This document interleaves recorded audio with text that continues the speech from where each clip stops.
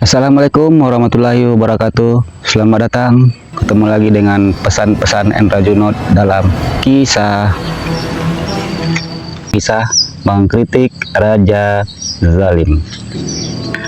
Seorang pejabat zalim, bengis dan brutal sedang berada dalam sebuah bangunan mentereng. Sementara itu, orang-orang Basrah sedang berada di hadapannya.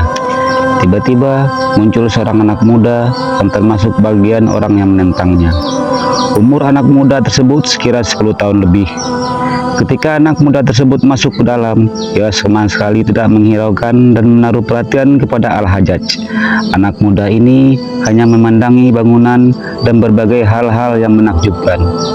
Ia melihat ke kiri dan ke kanan, kemudian ia mengucapkan ayat, "Apakah kamu mendirikan pada tiap-tiap tanah tinggi bangunan untuk bermain-main, dan kamu membuat benteng-benteng dengan maksud supaya kamu kekal di dunia?" Ketika mendengar anak muda tersebut membaca ayat di atas, Al-Hajjaj meluruskan punggungnya.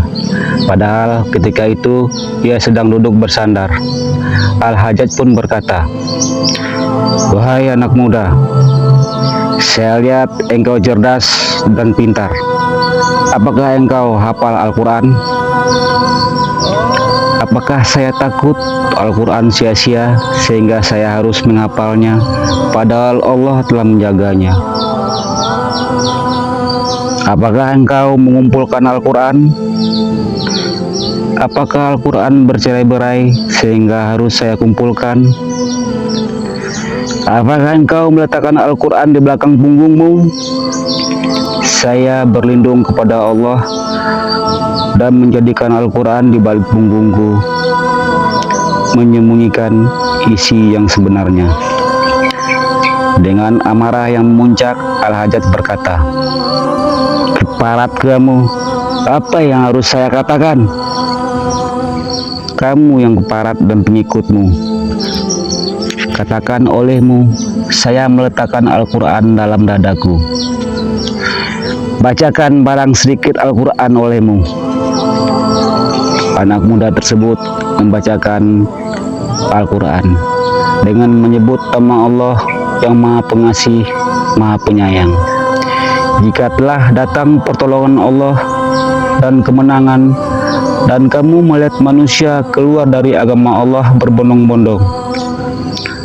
Al-Hajjaj berkata, "Bukan keluar parat, justru mereka masuk agama." Anak muda tersebut membantah, "Memang dulu mereka masuk ke dalam agama Allah, adapun hari ini mereka keluar darinya. Kenapa? Karena perbuatan busukmu kepada mereka." "Keparat, tahukah kau siapa yang sedang diajak bicara olehmu ini?" Anak muda tersebut menjawab, "Tahu sekali, yaitu setan Sakif Al-Hajjaj." "Siapa yang mendidikmu?" "Kubruk." Anak muda itu menjawab, "Yang mengurusku." "Keparat kau. Siapa ibumu?" "Ibuku adalah perempuan yang melahirkanku." "Di mana kamu dilahirkan?" "Di sebagian tempat di dunia ini." "Kamu ini gila. Coba saya akan obati." "Jika saya gila, tidak akan sampai ke tempatmu dan berada di hadapanmu sekarang ini." "Bagaimana pandanganmu tentang Amir Al-Mu'minin?" "Allah mengasihi rahmat kepada Abu Hasan dan semoga menempatkannya di sungai keabadiannya." "Bukan dia yang saya maksud, tetapi Abdul Malik bin Marwan, bodoh. Semoga laknat Allah diberikan kepada manusia fasik dan penyeleweng ini." "Kenapa Amir Al-Mu'minin harus mendapatkan laknat?" "Dia telah melakukan dosa yang memenuhi bumi dan langit." "Apa dosa dia?" "Karena dia mengangkatmu menjadi pemimpin rakyat. Engkau menggasak harta rakyat dan mengalirkan darah mereka. Al-Hajjaj berpaling ke arah para pejabat pembantunya dan berkata, "Apa usul kalian untuk anak keparat ini?" "Bunuh saja, sebab dia telah membangkang dan tidak mau bersatu dengan jamaah." Anak muda tersebut berkata, "Hajjaj, pembantu-pembantumu ini lebih busuk daripada bawahan Fir'aun, sebab mereka berkata kepada Fir'aun tentang Musa dan saudaranya, sementara bawahanmu menyuruh membunuhku. Nanti engkau akan saya gugat di hadapan Allah, yaitu Raja yang maha besar dan maha menghinakan orang-orang yang besar kepala." Al-Hajjaj berkata,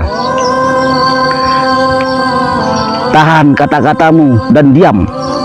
Saya khawatir diriku tidak dapat menahan amarah. Engkau saya hadiahi dengan 1000 dirham. Maukah kamu?" Anak muda berkata, "Saya tidak perlu dengan uang 4000 dirham.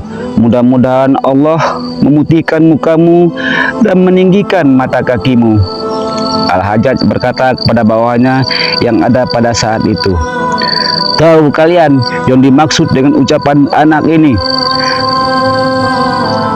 yaitu mudah-mudahan Allah memutihkan mukaku dan meninggikan mata kakiku?" Para pejabat yang hadir berkata, "Tuan Gubernur lebih tahu." Yang dimaksud dengan memutihkan muka oleh anak muda ini adalah bahwa dia menghendaki mudah-mudahan Tuhan menjadikanku buta dan berpenyakit kusta. Adapun yang dimaksud dengan meninggikan kakiku adalah dia berharap bahwa Tuhan menggantung dan menyalibku. Lalu Al-Hajjaj melirik ke anak muda tersebut dan berkata, "Bagaimana menurutmu apa yang saya katakan tadi?" Anak muda menjawab, "Cerdas sekali engkau, wahai keparat." Mendengar kata-kata anak muda tersebut, amarah Al-Hajjaj semakin memuncak, dan ia memerintahkan agar anak muda tersebut dibunuh. Kebetulan saat itu Ar-Rakashi hadir di tempat pertemuan itu, dan ia berkata, "Baginda yang mulia, hibahkan saja anak ini kepadaku. Silakan ambil anak sial ini. Saya tidak tahu mana yang lebih goblok, apakah yang menghibahkan atau yang meminta hibah." Al-Rakashi berkata, "Kamu ini gila. Saya telah menyelamatkanmu supaya tidak dibunuh oleh Baginda Gubernur, sedangkan kamu membalasku dengan kata-kata seperti ini." Anak muda tersebut pun berkata, "Saya sangat senang dengan mati syahid, asalkan saya mendapatkan kebahagiaan. Demi Allah, terbunuh di jalan Allah lebih saya sukai daripada harus kembali kepada keluargaku dalam keadaan membawa tangan yang hampa." Kemudian Al-Hajjaj menyuruh agar anak muda tersebut diberi hadiah.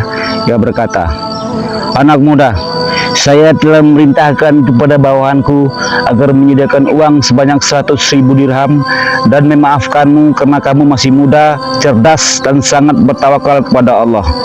Engkau jangan sekali-kali lancang kepada pejabat, sebab engkau akan mengetahui akibatnya dan engkau tidak akan diampuni lagi." Anak muda berkata, "Ampunan itu hanya milik Allah, bukan milikmu. Ucapan berterima kasih hanya layak untuknya, bukan kepadamu. Lagi pula, mudah-mudahan Allah tidak mempertemukan kembali diriku dan dirimu."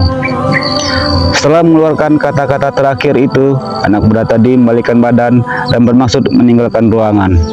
Beberapa pengawal Al-Hajjaj segera membulunya, namun Al-Hajjaj berkata, "Biarkan saja dia. Demi Allah, saya belum pernah melihat ada anak berani dan selancang dia. Mudah-mudahan saya tidak menemukan lagi manusia semacam dia, dan dia tidak menemukan orang seperti saya. Andaikan anak ini hidup lama, pasti ia akan menjadi manusia yang paling ajaib pada masanya."